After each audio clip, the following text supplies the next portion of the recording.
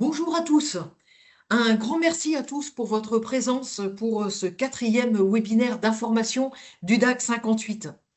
Donc, nous traitons aujourd'hui le sujet de l'obésité en abordant les nouveautés sur la prise en charge médicamenteuse et nous verrons aussi le maillage territorial dont nous disposons en Nièvre.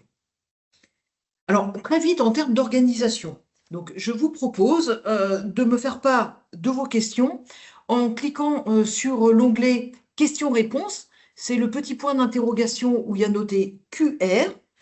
Et je dirais après le temps de présentation donc, de nos deux invités, eh bien, j'ouvrirai ce temps d'échange et de façon, je me permettrai donc de poser les questions qui seront à ce moment-là affichées afin que nos deux invités puissent y répondre avec plaisir. Alors aujourd'hui, nous avons donc le grand plaisir d'accueillir le professeur Ardina Desplan, Non, qui docteur, est docteur. le docteur Ardina Desplan, qui est chef de service d'endocrinodiabétologie au CHAN, et Madame Favoureau, qui est infirmière coordinatrice au réseau Resedia. Bonjour à tous. L'obésité constitue aujourd'hui un enjeu majeur de santé publique en France, en touchant près de 17% de la population adulte, ce qui représente à peu près 8 millions de personnes. C'est une maladie chronique évolutive.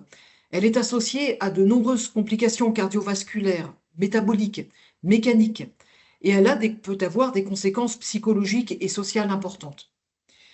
Donc, malgré les actions engagées, les inégalités sociales, territoriales, l'augmentation des formes sévères persiste, et particulièrement dans certains territoires et auprès de certaines populations vulnérables. Dans ce contexte, la Nièvre présente des spécificités marquées. Un territoire rural, une population vieillissante, des fragilités socio-économiques et une offre de soins sous tension. Donc je dirais autant de facteurs qui favorisent l'émergence et l'aggravation de maladies chroniques telles que l'obésité et le diabète. Resedia est un acteur clé depuis près de 20 ans déjà sur notre territoire et Resedia s'engage à travers donc une approche globale, pluridisciplinaire et de proximité pour pouvoir renforcer donc la prévention, l'éducation thérapeutique et l'accompagnement donc des patients et de leurs proches. Ce webinaire s'inscrit donc dans cette dynamique collective visant à mieux comprendre les enjeux et à mobiliser donc les acteurs autour de réponses adaptées et innovantes. Je cède la parole donc au docteur Ardina Desplan qui va pouvoir débuter donc ce webinaire. Merci beaucoup, Gaëlle. Tout d'abord, merci de ton invitation, ça fait plaisir. Et puis, toute l'équipe de DAC pour cette invitation, cette proposition. Effectivement, la prise en charge d'obésité, ça devient de plus en plus problématique. Donc, bon, je vais commencer. Vous n'hésitez pas Gaëlle, tu n'hésites pas s'il y a des questions par rapport aux présentations de mes diapos. Je peux répondre juste tout de suite avec les diapos que je présente ou à la fin. Donc, tu n'hésites pas de m'arrêter s'il faut, d'accord? Donc, j'espère que vous voyez tous l'écran. Comme Gaëlle vous a dit, eh bien, concernant les pourcentages d'obésité en France, vous voyez que c'est autour de 18%. Mais ce qui est problématique, eh bien, de plus de 18 ans en France, France métropolitaine, on parle, vous voyez de votre gauche, couleur, on va dire jaune-orange, eh bien, il y a une sous-charge pondérale.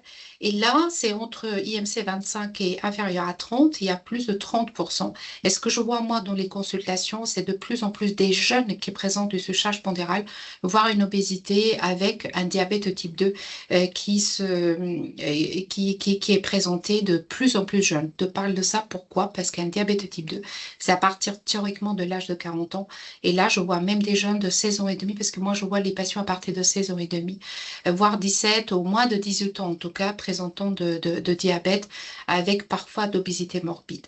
Et si on fait les calculs, une addition entre l'obésité et surcharge pondérale, eh bien en France, c'est très problématique.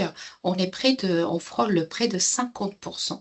Et on va voir ensemble que l'obésité, c'est une maladie à part entière avec des complications malheureusement évolutives comme le diabète. Et vous voyez en 1997 de votre droite, et ça concernait que 8,5% d'obésité, et au fur et à mesure avec les années. Les chiffres, c'est de 2020, hein, donc j'imagine 2000. On aura après en 2030, et je peux vous dire que c'est encore plus problématique. Et bien, vous voyez, au fur et à mesure, l'augmentation en pourcentage, c'est vraiment très... Nous, en tant que spécialistes endocrinologues, ça nous fait vraiment peur.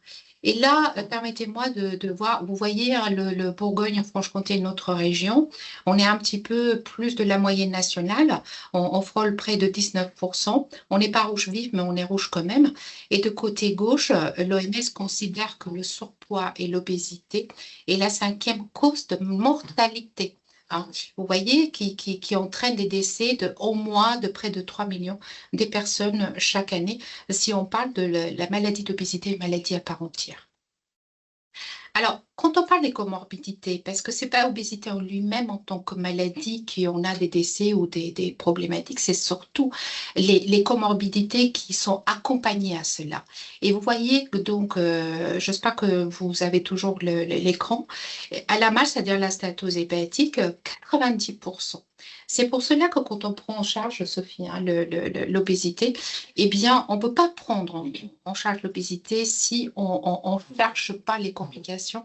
Et surtout, côté la MASH, là, on fait très attention à ça. Vous voyez l'hypertension artérielle, la RGO, c'est le reflux gastro-intestinal. Il y a bien sûr la dyslipidémie, l'arthrose. Il y a aussi la dépression. Il y a des maladies qu'on les voit, mais il y a des maladies qu'on ne les voit pas, mais le corps en souffre et donc obésité, ça en fait partie. Là, la dépression, c'est 12%. J'étais très étonnée qu'ils ont mis cette chiffre parce que pour moi, ça pourrait être plus de 40, voire 50%. Il y a le diabète. Alors, le diabète, qu'on soit clair, on ne devient pas par hasard diabétique. Moi, je vois en consultation beaucoup de patients qui présentent d'obésité. Pour moi, obésité, tout d'abord, c'est un chiffre. Et en fait, ils me disent que oui, bah, j'ai pas de diabète, etc. Parce qu'ils croient que c'est à cause de son obésité, ils auront forcément de diabète.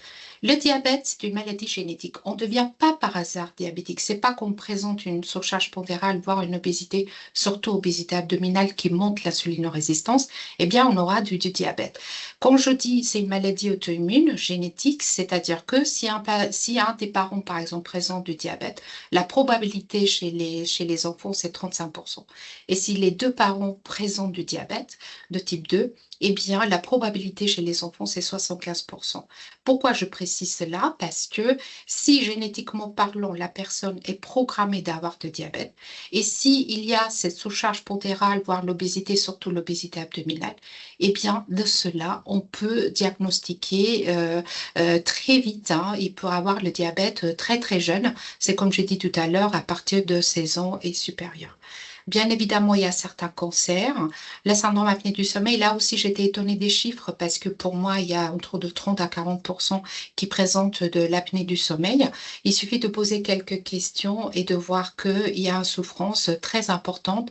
Nous, on va parler un petit peu, mais dans les consultations qu'on a ouvertes ici à l'hôpital, que j'ai ouvert casquette spécialiste hospitalière d'obésité à partir d'octobre, eh bien, Sophie m'accompagne en tant que l'unité mobile de résidence dans le cadre d'éducation thérapeutique, le temps que je forme IPA que j'ai de mon service, eh bien, presque dans tous les patients, 90%, ils présentent un SAS. Donc, vous voyez, et quand on pose certaines questions pourtant simples, hein, eh bien, on voit qu'il y a une souffrance et quand on cherche, quand on fait la polygraphie, il y a quand même des IAH qui frôlent quand même 50, voire 60. Il y a bien sûr des AVC ou des infarctus et on va voir pourquoi je vous ai mis ces chiffres, parce qu'on va voir au niveau du traitement qu'est-ce qu'on peut aider les patients. Alors, permettez-moi de dire, parce qu'il y a quand même des maladies avec des coûts importants. Je ne vais pas vous dire les chiffres, mais vous voyez, depuis 2020 qu'on a cherché, eh bien, ça augmente énormément les coûts. Et vous voyez un petit peu qu'est-ce qui arrivera en 2030. Et là, vous avez en fonction des couleurs, les coûts d'assurance maladie, les coûts d'assurance complémentaire et les coûts, bien sûr, d'entreprise. Alors, Oui, l'obésité, c'est une maladie chronique, mais c'est une maladie évolutive. On dit pour le diabète, c'est une maladie évolutive, mais comme toutes les maladies chroniques, hein, c'est une maladie évolutive. Et là, j'ai demandé l'accord à professeur Bernard Baudusseau qui m'avait donné cette diapo qui a été présentée à Tours. Eh bien, il y a la constitution, hein, au fur et à mesure avec des années. Il y a l'aggravation. Et là, vous voyez que ça fait yo-yo un petit peu l'amplitude. Pourquoi? Parce que quand on voit en consultation les patients, à 100%, tous les patients, ils nous disent, ben, les régimes, ça ne marche pas. Ben, je vais vous faire une confidence, hein, le mot régime, moi, je n'aime pas du tout, hein, parce que le régime, pour moi, c'est très restrictif. On n'est pas dans un prison doré, entre les guillemets. Eh bien, c'est une alimentation saine, accompagnée d'activité physique, accompagnée d'une prise en charge globale et pluridisciplinaire. Et bien sûr, avec des médicaments, mais qui soient accompagnés. Les médicaments, on ne peut pas les mettre, on peut pas les donner comme ça. Il faut surtout une éducation thérapeutique derrière. Il y a la phase chronique hein, qui est pour avoir un stand-by. Et puis après, pour avoir la prise en charge du patient, nous, on prend pas mal des patients d'obésité. Une fois qu'ils se sentent bien, certains ben, ne souhaitent plus à être pris en charge parce qu'ils se sentent mieux. Et après, malheureusement, ben, s'il n'y a pas de suivi chronique, si j'ose dire, eh bien, malheureusement, il y a très souvent cette rechute. Et il y a beaucoup de patients qui reviennent pour nous redemander d'une prise en charge. Et vous voyez, ça fait yo-yo. D'où l'importance de la prise en charge pardon, globale et pluridisciplinaire du patient et tout le temps. Alors, définition de l'obésité, je ne vais pas vous apprendre, mais c'est surtout de côté gauche à droite, hein, je parle. Donc, excès de la masse grasse et surtout la modification des tissus adipeux, entraînant des inconvénients pour la santé, bien sûr, pouvant réduire l'espérance de vie. Et vous avez vu quand même les comorbidités qui s'engendrent à cause de cette maladie. C'est une maladie bien sûr chronique avec des conséquences, c'est-à-dire que si on ne s'occupe pas, il peut avoir des conséquences pas qu'en long terme, mais en court terme également.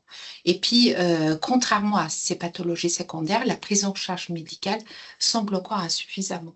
On voit très très souvent, hein, Sophie, quand on voit les gens en consultation, ils nous disent que ils y vont vers le médecin traitant pour demander autre chose en espérant que le médecin traitant leur parle de leur obésité. Ils n'osent pas en fait. Ceux qui ont vraiment besoin de la prise en charge d'obésité, ces gens-là, ils ne parlent pas. D'où l'importance d'aller vers ces patients, d'aller vers les proches aussi, afin d'avoir une prise en charge. C'est comme je dis toujours, hein, l'équipe de Résidia et mon équipe à l'hôpital, ils se moquent gentiment de moi, mais quand on prend en charge la personne qui présente d'obésité, on ne prend pas en charge que lui, mais on doit prendre en charge son entourage afin d'être efficace, en fin de compte, plus efficient. Et bien évidemment, la prévention, comme toutes les maladies chroniques. Alors, j'aurai pas de temps, hein, parce que théoriquement, Gaëlle, je dois parler qu'une demi-heure, mais j'aurai pas de temps de parler un petit peu sur les stades d'obésité. C'est ce diapo, je l'ai mise pour vous dire que on s'arrête pas qu'à un IMC.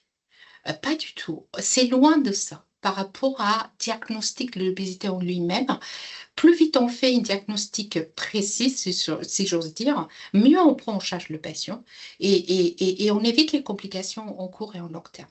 Et vous voyez ici de gauche à droite, donc on a le phénotypage des patients en 7 paramètres, on prend en compte les 7 paramètres avec les 5 stades de sévérité de l'obésité, dont 1A, 1B, 2, 3A et 3B.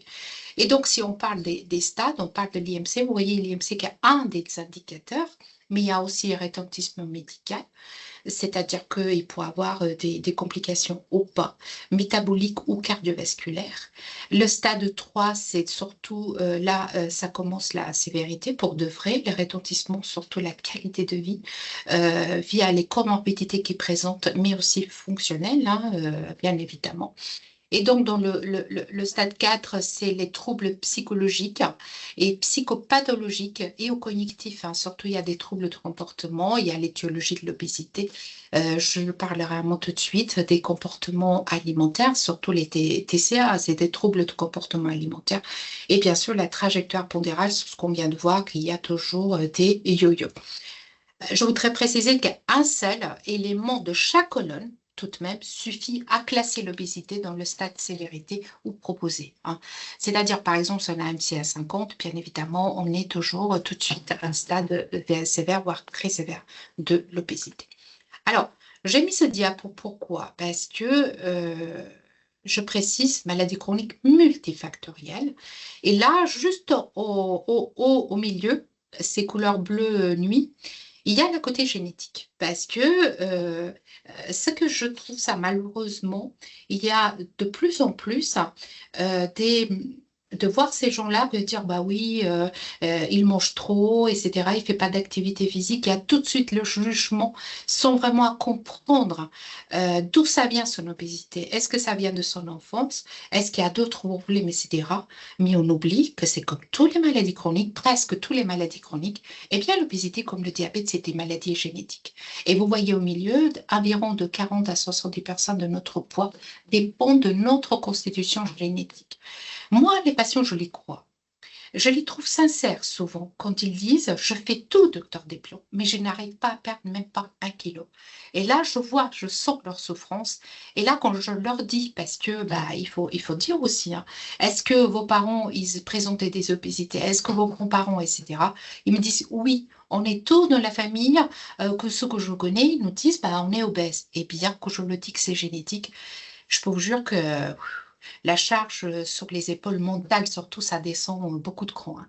Donc, voilà, c'est ne pas le juger, c'est surtout d'essayer de le faire comprendre et de voir avec lui un petit peu cette prise en charge globale et pluridisciplinaire qu'on pourrait mettre autour du patient. Je suis désolée, touche-moi parce que j'ai la bouche sèche. Bien évidemment, il y a le côté psychologique. On ne peut pas prendre en charge un patient qui présente l'obésité, qui a fait, entre les guillemets, plusieurs régime. On ne peut pas le prendre en charge médicaments, de lui parler côté d'éthique, s'il n'y a pas une prise en charge psychologique, parce qu'il a perdu tout son estime de soi. Comment voulez-vous de suivre ce patient, hein, n'est-ce pas? Tu as beaucoup des Oui. patients au téléphone et quand on leur propose le soutien psychologique, ben là, tous les masques tombent et ils nous parlent de tout et de rien et la confiance est créée parce qu'il faut quand même qui nous font confiance parce qu'ils sont beaucoup déçus par rapport à certains professionnels de santé, certains entourages ou des amis, etc. Donc, il faut faire très attention, même quand on parle avec ces patients. Bien sûr, bien évidemment, il y a un problème social. Il y a aussi des médicaments, l'environnement, bien évidemment, ça joue un rôle important. Alors, la maladie à part entière, bien sûr. Alors, quand on était en congrès à Paris, Société francophone de diabète, eh bien, laboratoire Lilly, il y avait un slogan que j'ai adoré, l'obésité, un truc de malade. Et là, vraiment, ça. Et j'ai demandé à mon fils, il a 17 ans, c'est un sportif, et j'ai dit, Lucas, qu'est-ce que tu en penses par rapport à l'obésité, un truc de malade? Mais dis donc, maman, elle m'a dit, c'est pertinent. Et là, je me suis dit, quand j'ai vu la directrice médicale de Lily, et je lui ai dit, bah, mon fils, il a dit un truc pertinent et ça l'a fait plaisir. C'est vrai que il faut tomber un peu les masques, il faut dire un petit peu les problématiques de façon pragmatique afin de voir un petit peu qu'est-ce qu'on peut parler avec, de quoi on parle avec le patient qui nous fait confiance et de quoi on peut lui proposer après pour la prise en charge, parce que la prise en charge est difficile et longue, à savoir tout de même de notre côté qu'il y a toute cette problématique autour de cette graisse abdominale, toute cette adiposité. Et c'est surtout, vous voyez en bas à gauche en bleu nuit, il y a le côté inflammatoire. Et bien, surtout cette adiposité et l'inflammation, c'est à cause, hein, si on rajoute l'insulinorésistance, et tout cela, c'est à cause de tous ces problèmes métaboliques, mais pas que, et surtout cardiovasculaires, notamment l'athérosclérose, la rupture des plaques et thrombose, et bien sûr des problèmes, ça pourrait être arythmie, fibrillation artérielle. Quand on parle de la rupture des plaques et thrombose, si on ajoute le diagnostic de diabète de type 2, si ces personnes qui ne savent pas, parce que malheureusement, le diabète de type 2 qui correspond à 90% de la population de diabète de type 2, eh bien, il n'y a aucun symptôme clinique. Et très souvent, on le découvre dans l'USIC. Il y a quelques années, on disait que 2 sur 4 malades qui ont fait des infarctus ou des infarctus du myocarde ou des AVC, eh bien, ils sont du diabète. Maintenant, on dit 4 sur 4 en USIC qui présentent une glycémie pas assez pour dire qu'il y a du diabète, mais glycémie pas normale. Eh bien, au moment où la glycémie n'est pas normale, eh bien, c'est à ce moment-là, quand la glycémie monte de plus en plus, voire 2 grammes 50, eh bien, c'est à ce moment-là, eh bien, il y a cette plaque athéromateuse qui se décolle. Il peut se mettre côté cardiaque, côté cérébral. On peut avoir des infarctus de myocarde ou des AVC, d'où l'importance de la prise en charge d'obésité et de voir aussi si cette personne présente du diabète ou autre problématique cardiovasculaire immutable. Alors, quand on parle de la prise en charge diététique, à faire attention parce qu'il y a il faut que ça soit, la prise en charge diététique, si j'ose dire, il faut que ça soit pertinent. Pourquoi? Parce que on a des régimes très faibles à teneur énergétique. Les régimes que les patients nous parlent, c'est surtout ça. Oui, ben, je mange moins, donc ils se restreignent. Ils sont très contents parce qu'ils ont perdu 5 à 6 kilos, on va dire. Et après, ben, se restreindre, ben, ils ne peuvent pas faire toute leur vie. Et finalement, ben, ils mangent plus derrière et ils prennent 2 à 3 fois plus. Et il y a aussi des régimes riches en protéines que malheureusement, c'est un peu problématique. Cela, il y a quelques années, le régime du cours, etc., qui a fait beaucoup de mal à nos patients qui présentent d'obésité parce qu'ils prenaient que les protéines, ne prenaient pas du tout de sucre. Et après, bah, comment ils avaient faim, bah, ils prenaient des sucres 2, 3 fois plus et les calories qui vont avec. Et il y avait une prise de poids très importante. Voilà, donc ça, c'est à faire attention parce qu'il y a toujours des yo-yo par rapport à cela. Donc, une perte de 5 kilos en un an est considérée comme un bon résultat. Bien, mais que malheureusement, ça ne peut pas rester. Si les patients ils sont dans leur coin de faire le régime, ils ne sont pas du tout suivis par l'équipe paramédicale et médicale. Alors, j'ai mis ce diapo parce que c'est assez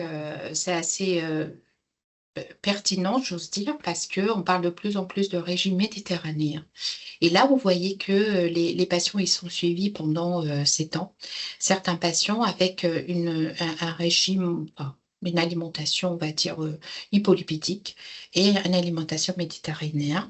Et là, vous voyez que la différence est énorme par rapport à l'alimentation méditerranéenne. Donc, à partir de maintenant, je vous propose tous de prendre des vacances en Grèce et puis de voir un petit peu comment on peut manger là-bas. On mange, parce que moi j'adore la Grèce, hein, comment je viens d'Albanie, on est voisins. Et bien sûr, on mange énormément d'huile d'olive, mais beaucoup de légumes de soleil, etc. Et c'est justement de ce quand on parle avec les patients c'est pas un régime, c'est une alimentation bien équilibrée. Eh bien, j'ai toujours en idée en tête l'alimentation méditerranéenne. Alors, l'activité physique. À être précis pour cela, parce que les gens, quand ils font de l'activité physique, avec l'idée, une obsession, hein, je peux dire, hein, je peux utiliser le mot, ils font une obsession. Parce que si je mange un peu moins, si je fais l'activité physique, j'aurai le perte de poids tant de ce que j'avais mis en objectif, etc. Et quand j'y viens en consultation, quand je dis attention, l'activité physique ne fait pas perdre du poids, mais c'est surtout ça maintient la perte du poids. Et là, bah, je suis un peu entre les guillemets la bête noire parce qu'il espérait tant de perdre trop du poids avec l'activité physique. Et en fait, c'est pour ça que d'où l'importance de bien expliquer, surtout de bien prendre le temps d'expliquer. Et pas que d'expliquer, mais de savoir aussi si le patient il a compris par rapport à bénéfice de l'activité physique parce que il n'y a pas qu'en termes de poids que le bénéfice y est de l'activité physique, c'est surtout côté métabolique et cardiovasculaire. Et je pense que vous les connaissez tous, c'est les bénéfices de cela. Quand on parle de l'impact des différentes thérapies de l'obésité, bien évidemment, vous voyez en jaune, c'est tout ce qui est chirurgie bariatrique. Là, je ne parlerai pas aujourd'hui parce que je n'ai pas de temps. Mais ce qui est en vert, en bas à gauche, c'est les modifications de mode de vie. Et là, vous voyez au milieu avec la flèche, vous avez les pourcentages du perte de poids. Vous voyez les modifications de perte de mode de vie, c'est 5%. Après, on a les médicaments que je vais vous dire les deux plus pertinentes qu'on a actuellement au marché en France. Ça pourrait être à partir de 10%, voire même 20% sur un des médicaments. Alors, quand on parle de la prise en charge thérapeutique, eh bien, dans le marché, on a deux médicaments analogues de GLP-1 et double analogue de GLP-1. Alors, un peu de physiologie. Donc, au niveau quand le patient mange, eh bien, après le repas, il y a l'augmentation de la glycémie. Et donc, une fois il y a l'augmentation de la glycémie avec une pique 1 heure après le repas, il y a les messages qui passent au pancréas de dire bah, la glycémie monte, il faut que tu sécrètes l'insuline. Eh bien, le pancréas il sécrète d'insuline, bien sûr, qui fait qu'à 1 heure et demie après le repas, théoriquement, eh bien, la glycémie doit être correcte. Mais dans le cas qui ne présente pas de diabète, mais un paradiabète, dont l'obésité, qui présente une glycémie normale, eh bien, suite à cette glycémie qui n'est pas vraiment normale après, vous m'arrêtez ainsi, vous ne comprenez pas, et bien que la glycémie pas normale, en cellule L, au niveau de l'intestin, il y a le fameux hormone GLP-1 qui est sécrété pour adapter la glycémie comme il faut après un repas, et c'est glucodépendant, c'est-à-dire une fois que la glycémie est normalisée, ben, il arrête de fonctionner. Et le GLP-1, il dure que 2 minutes l'action.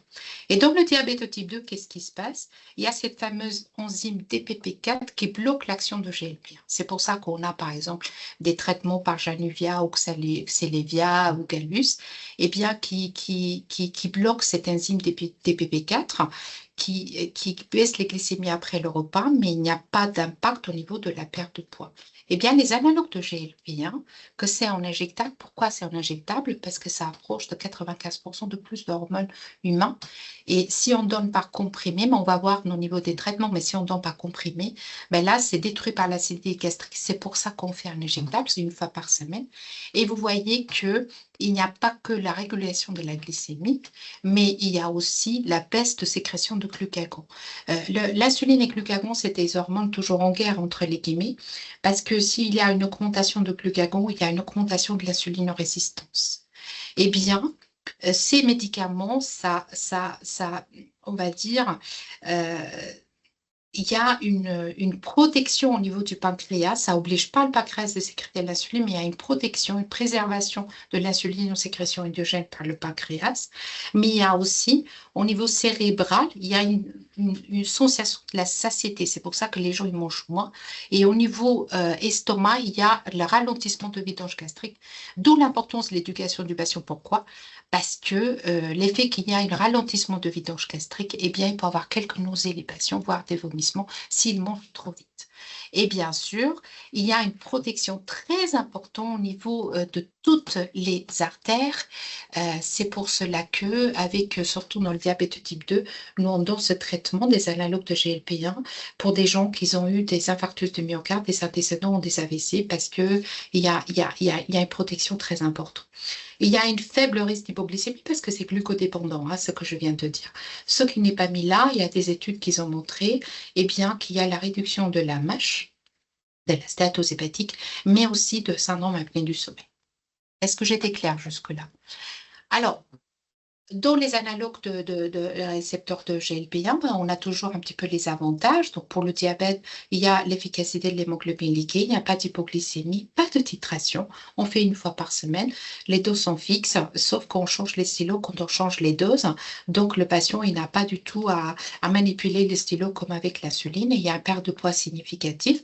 Les inconvénients et les freins, mais le grand hic dans l'obésité, ces types de médicaments ne sont pas pris en charge par la sécurité sociale, c'est-à-dire que le patient, il le paye 100%. Alors voilà, c'est Wegovy, c'est tout simplement Ozempic qu'on utilise dans le diabète type 2. Là, ça s'appelle Wegovy, c'est quand même c'est des médicaments qui sont chers. Ça varie un petit peu au niveau des pharmacies. Il faut savoir qu'il y a pas mal de doses, que ça pourrait être de 0,25 à 2,4 mg. Bien évidemment, hein, il faut monter les doses petit à petit. Moi, de 0,25 à 0,5, je monte dans un mois. Après, j'attends beaucoup de mois pour augmenter. Franchement, sincèrement, je n'ai pas eu des patients à 2,4. Je reste jusque-là, jusqu'à 1 mg. Et vous avez vu qu'il y a quand même le sémaglutide 2,4 mg, il réduit à 20% les événements cardiovasculaires, ce qui est énorme. Après, il y a aussi le Mounjaro. Alors, quand on parle des analogues de GLP-1, ce que je viens de vous dire, eh bien, c'est typique de Wegovy. Par rapport à Mounjaro, Wegovy, c'est le laboratoire Novo, Mounjaro, c'est le laboratoire Lilly. Il y a un surplus par rapport à ce type de médicaments. Pourquoi? Parce qu'il n'y a pas que l'effet analogue de GLP-1, il y a l'effet GIP. Eh bien, ce médicament agit aussi au niveau de la masse graisseuse blanche. C'est-à-dire quoi? Par force, avec ces médicaments, on aura une baisse de poids plus importante que par rapport à un traitement par Wegovy. Bien évidemment, il faut quand même faire attention parce que parfois les pertes de poids sont très très vite et très importants et les patients ils peuvent perdre pas que la graisse mais ils perdent aussi des protéines, ça c'est des muscles. Et là donc il y a aussi la fatigue etc. Donc on est très attentif. Là les dosages c'est de 2,5, de 5, de 10 et de 15 milligrammes. Moi je suis passée jusqu'à 7,5 avec certains patients mais je suis pas allée au-delà de ça. Alors, les médicaments prochainement disponibles, eh bien, vous voyez qu'il y a la semaglutide orale. Donc là, la présentation, ça peut aller jusqu'à 14 milligrammes, mais attention, quand c'est oral, la formule active est beaucoup moins importante par rapport injectable pour les raisons de l'acidité gastrique, ce que je viens de dire. Donc là, c'est des médicaments qu'on doit prendre tous les jours à jeun. Diminution du poids, vous voyez, c'est beaucoup plus faible par rapport aux injectables, voire enfin, moyenne à 2,5. Et donc, c'est peut-être sortira, viendra un jour en France. Il y a aussi, voilà, une autre analogue de GLP-1 oral, orphoglipron. Là, c'est Lilly, il parle de plus en plus de le mettre en marché. Donc, vous voyez qu'au niveau placebo par rapport de poids, donc le placebo, on est à 2% et avec le médicament, on est près de 15%. Et une perte de poids plus de 10%, vous voyez, on est 75%, c'est quand même énorme. Après, il y a aussi la sémaglutide à forte dose. Là, j'ai eu la chance de travailler avec le laboratoire Novo Nordisk. Et donc, on a eu un abstract qu'on a proposé à Saint-Étienne. C'était cette année. Oui, tout à fait. À cette année, on a eu quand même le poster dans le congrès de SOFCO de l'obésité chirurgie bariatrique. Donc, on était fiers quand même parce qu'on avait, voilà, on avait eu. Et vous voyez que par rapport à placebo, qu'on est tout en haut d'échelle, eh bien, avec le sémaglutide à 2,4 et 7,2, vous voyez qu'on a une perte de poids très importante. Et quand je dis perte de poids, il y a bien évidemment la protection métabolique et cardiovasculaire. Après, on a d'autres, vous voyez, il y a des injections hebdomadaires. Le survotudide avec d'une perte de poids beaucoup plus importante des médicaments qu'on a actuellement. Et surtout, là, c'est la réduction de la marge qui est plus. Il y a aussi la CagriSema. Alors, c'est des noms un peu barbares, hein, mais bon, ils sont obligés de trouver des mots des médicaments que ça n'existe pas. Et donc, pareil, vous voyez, au bout de 68 semaines, eh bien, avec un placebo à 2,3% de perte de poids, là, on frôle les 30% quand même à faire attention hein, parce que plus on perd du poids, plus le suivi doit être très régulier, global et pluridisciplinaire pour ne pas qu'on cause des problèmes secondaires. Eh bien, vous voyez que, parce qu'on posait la question, nous, en tant que spécialistes, est-ce qu'on a un injection mensuelle? Eh bien, c'est au marché. Je ne sais pas quand ça arrivera en France, mais vous voyez quand même que le perte de poids, il est quand même autour de 14,5% par rapport à placebo à 1,5%.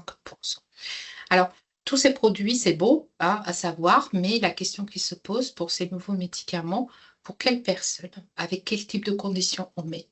Pendant combien de temps, à quelle dose? À savoir qu'il y a quelque temps, on disait que le traitement à vie.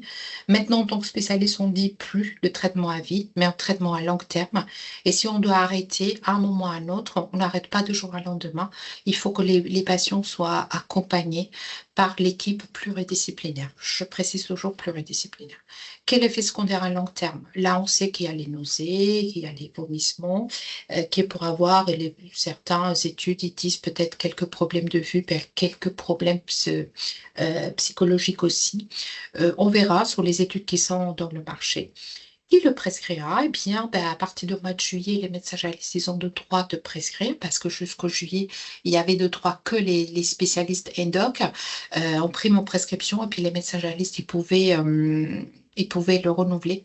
Sachant qu'on voit, hein, moi je travaille beaucoup, je collabore beaucoup avec tous les labos et je fais énormément des réunions présentielles avec des médecins, pas que département, mais régional et côté national et au-delà et en dehors de la France. Et, et, et je vois que les médecins généralistes, ils ont peur de prescrire parce qu'ils n'ont pas cette équipe pluridisciplinaire avec.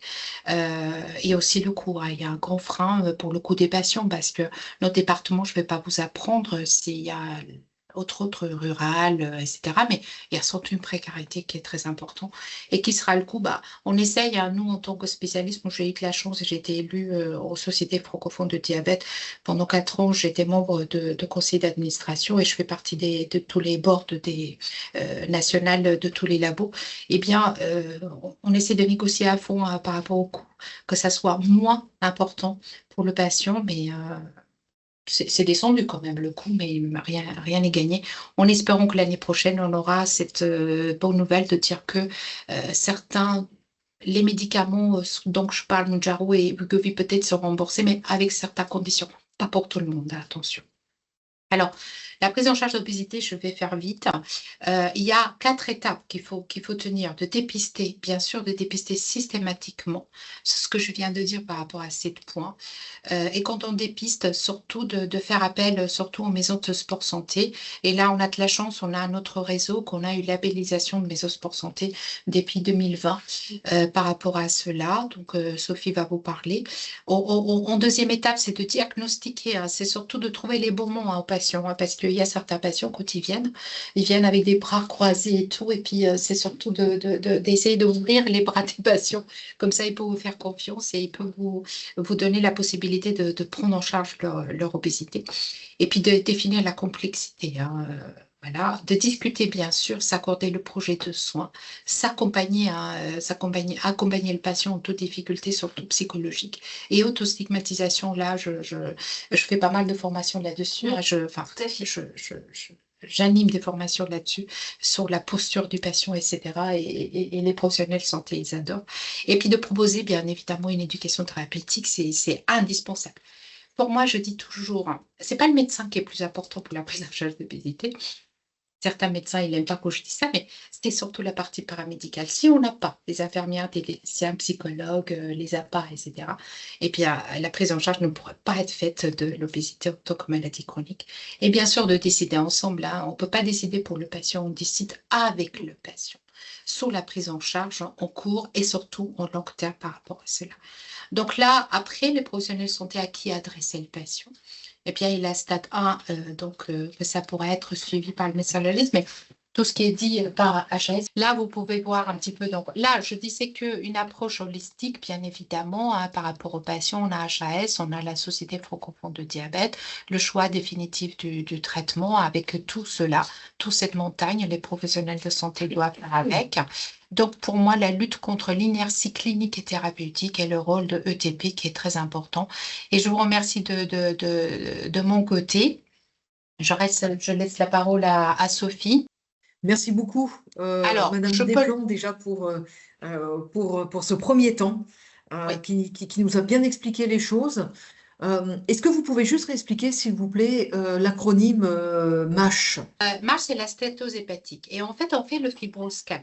Alors, le fibroscan, c'est un examen pour voir l'élasticité du foie et la stéatose hépatique, à quel degré il est.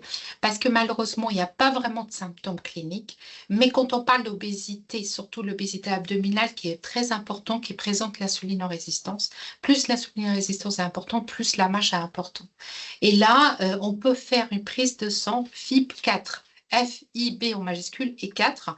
Tous les médecins ils peuvent prescrire, même les IPA, je pense, ils peuvent prescrire, pour voir un petit peu si le FIB4 est élevé. Il faut absolument que les médecins demandent un fibroscan. Ici, on le fait, un docteur Oisir, il le fait en service de gastro.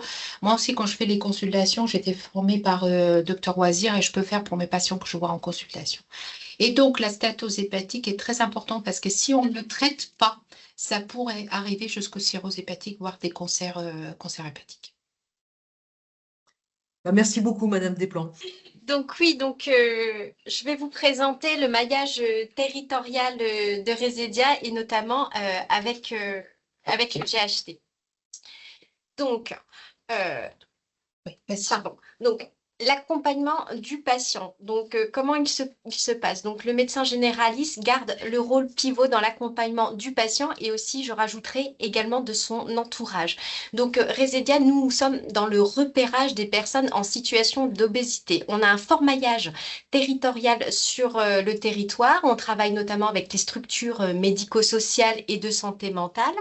On travaille aussi avec le RAPS, sur lequel on s'appuie pour relayer les informations, communication de l'éducation thérapeutique que l'on propose aussi aux personnes. On a aussi un rôle d'information, donc rôle d'information que l'on aura notamment lors de nos actions de sensibilisation, lorsque l'on fait des dépistages, entre autres, sur le territoire. On travaille également avec les maisons de santé pluridisciplinaires, les CPTS. Comme tout à l'heure, Docteur Desplan le stipulait, on travaille aussi avec des professionnels de santé médicaux et paramédicaux. Donc, via nos programmes d'éducation thérapeutique, nous nous appuyons sur les professionnels du territoire. Donc, les professionnels libéraux, ça va être les diététiciens, donc pour revoir l'équilibre alimentaire de la personne. On travaille notamment beaucoup aussi avec les psychologues parce que beaucoup de personnes, malheureusement, sont en souffrance morale.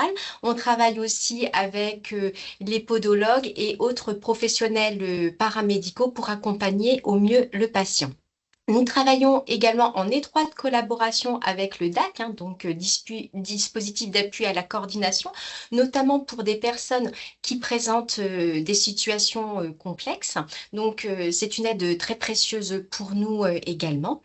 Nous avons un lien fort ville-hôpital. Donc, comme tout à l'heure, le docteur Desplan le stipulait, une infirmière en éducation thérapeutique donc du réseau accompagne docteur Desplan lors des consultations avancées. Donc, de là, on va pouvoir aussi impulser un accompagnement, donc comme je vous l'expliquais tout à l'heure, avec les programmes d'éducation thérapeutique, donc avec l'accompagnement pluridisciplinaire. Et on s'appuie également sur les infirmiers en pratique avancée et azalées qui sont dans les structures. On travaille donc avec Ethics. Ethics aussi est une plateforme sur laquelle on peut avoir un regard global du suivi du patient. Et pour en revenir à l'éducation thérapeutique tout à l'heure dont je vous ai parlé, donc on propose donc un suivi individuel, mais aussi atelier collectif pour les personnes que nous accompagnons. Donc on a aussi de l'activité physique adaptée dont je vous parlerai un petit peu plus longuement tout à l'heure. Donc, dans les programmes d'éducation thérapeutique, on travaille également avec la plateforme Nuvi. Donc, je vais vous expliquer ce qui est Nuvi. Donc, Nuvi, c'est un dispositif qui est soutenu par l'ARS. Donc, qu'est-ce que c'est? C'est un outil d'éducation thérapeutique, c'est une plateforme d'IETP, de e-prévention et de e-formation. Elle est destinée à qui? Donc, elle peut être destinée pour les professionnels, donc entre autres paramédicaux. Donc, le professionnel peut se saisir de la plateforme, notamment lors des ateliers collectifs, pour avoir un support d'information et aussi d'animation. Donc, Nuvi s'adresse également aux patients et à son entourage.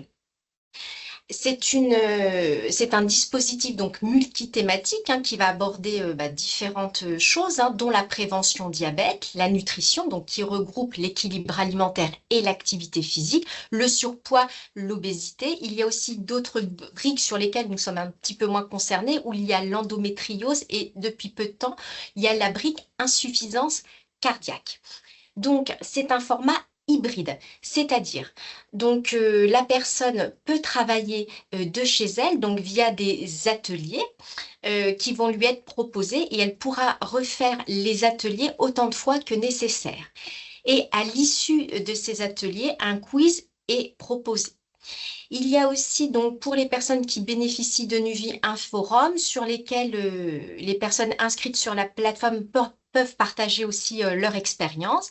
On peut retrouver également des recettes équilibrées qui sont proposées par les participants, mais bien entendu, qui sont validées par les diététiciens de la plateforme. Donc, comment ça se passe pour accéder, excusez-moi, comment ça se passe pour accéder à la plateforme Nuvie? Donc, nous, Resedia, nous avons un compte mère, ce qui nous permet de proposer l'ouverture du compte aux professionnels de santé, mais aussi aux patients. Et de ce fait, donc le patient pourra, comme je vous l'ai dit, aller sur les ateliers autant de fois que nécessaire. Nous aussi, à Resedia, on s'appuie sur Nuvie pour notamment nos ateliers collectifs. Nous servons donc des supports qui sont mis à disposition. Donc, si certaines personnes sont intéressées par ce dispositif, il ne faut pas hésiter de vous rapprocher de nous et on vous accompagnera sans problème pour vous aider à créer le compte et puis aussi pour aller naviguer sur la plateforme. Donc, je voulais revenir aussi aux activités physiques adaptées. Donc, tout à l'heure, je vous ai parlé de la prise en charge pluridisciplinaire, que ce soit avec les diététiciens, avec les psychologues. Mais à Resedia, nous avons aussi un cycle d'activités physiques adaptées. Donc, nous ne sommes pas une association sportive. Nous sommes là pour aider la personne à reprendre ou à débuter une activité physique adaptée et sécurisée. Donc, pour cela, la personne qui adhère à Resedia peut bénéficier d'un cycle d'activité physique de 7 à 9 mois. Donc, à l'issue de cet accompagnement, il y a bien entendu un bilan initial qui va nous permettre un petit peu de comprendre les besoins de la personne et elle pourrait être accompagnée sur différentes activités, que ce soit de la marche, de la gym ou de l'aquagym. À l'issue des 9 mois, un bilan est refait pour savoir où la personne se situe, s'il y a besoin de prolonger cet accompagnement ou alors nous nous appuierons auprès de nos structures et associations partenaires pour orienter nos adhérents afin qu'ils puissent pérenniser l'activité physique. Alors là, je vous ai mis quelques photos pour qui illustrent bien l'accompagnement proposé. Et tout au long de l'année aussi, donc, nous proposons des ateliers collectifs pour renforcer aussi l'estime de soi, parce que l'estime de soi, comme Dr Desplan l'expliquait tout à l'heure, c'est aussi très important. Et pour cela, on organise régulièrement des ateliers. Donc, en haut à droite, vous pouvez voir un atelier danse qui a été proposé à nos adhérents. On a proposé aussi du théâtre, donc toujours dans l'objectif de renforcer l'estime de soi. Donc ça aussi, ce sont des activités qui sont très importantes pour nos patients. Et aussi, je vous ai mis quelques photos également du sport santé qui est proposé parce que Adeline, notre éducatrice physique, travaille beaucoup aussi avec nos structures partenaires pour proposer du sport santé adapté. Donc, il va être adapté donc, aux besoins de la personne. Donc, en bas, vous pouvez voir, on avait proposé du foot santé, donc en collaboration avec le district de foot. Donc, pour faire simple, le foot santé, c'est du foot en marchant. Donc, sur un terrain de foot qui est réduit. Et le but, comme je vous l'ai dit, c'est de marcher. Donc là aussi, c'est une approche qui est très intéressante et qui peut aussi, être au plus proche des besoins des personnes. On a proposé aussi du golf santé, du canoë santé, du rugby santé. Donc voilà, toujours dans l'idée que cela soit adapté et sécurisé pour les personnes. Donc, voilà les grandes lignes de l'accompagnement qu'on propose à Resedia. On pourrait vous en parler pendant des heures. Mais voilà, donc j'ai fait au plus court et au plus précis. Après, on avait discuté auparavant avec la directrice, avec Gaëlle, pour comment on fait pour le diabète dans les patients complexes que la DAC prend en charge. Ben, ça va être à peu près la même chose pour la prise en charge d'obésité. Donc, on va confier un petit peu à la DAC les patients vraiment multicomplexes. Voilà. Alors, que je vous propose, donc on va arrêter cela et puis hop, voilà. Tout ce qu'on voulait vous dire, je ne sais pas s'il y a des questions ou pas. Après, il y a tellement de choses à dire, mais on n'avait que 3 quarts d'heure, donc on est en bon timing, Gaëlle. Eh bien, écoutez, merci beaucoup.